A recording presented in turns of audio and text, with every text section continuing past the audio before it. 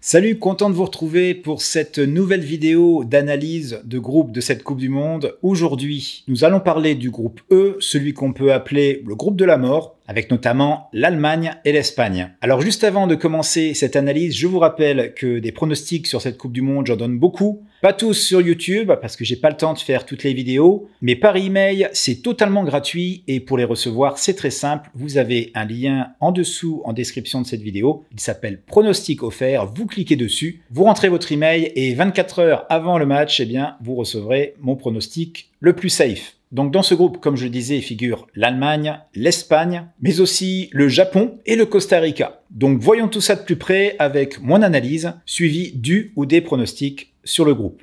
Alors ce groupe E, que beaucoup appellent déjà le groupe de la mort, tout simplement parce qu'il comporte deux grosses équipes, avec l'Espagne et l'Allemagne, on va dire un trouble fait avec le Japon, et puis une équipe du Costa Rica qui a prouvé par le passé qu'elle pouvait se sortir d'un groupe aussi difficile. Alors l'Espagne est légèrement favori pour remporter cette première place. Sa force, on la connaît, c'est son milieu de terrain. Au niveau de l'attaque, ça s'est un peu dégradé depuis quelques années. L'Espagne ne marque plus autant de buts que par le passé, mais un seul coup de génie d'un joueur de milieu de terrain peut très bien changer le destin d'un match très rapidement avec cette équipe. L'Allemagne, quant à elle, a fait de bonnes qualifications pour cette Coupe du Monde, avec 9 victoires sur 10 matchs. Et l'objectif avant de remporter cette Coupe du Monde serait déjà d'effacer la précédente, puisque ça a été le fiasco total en 2018 en Russie, avec cette élimination précoce lors de cette phase de groupe. Le Japon, quant à lui, arrive dans ce tournoi avec absolument rien à perdre. C'est une équipe trouble faite, puisque à l'image de l'Arabie Saoudite, comme elle l'a fait contre l'Argentine récemment, eh bien dans ses meilleurs jours, elle peut battre à peu près n'importe quelle équipe.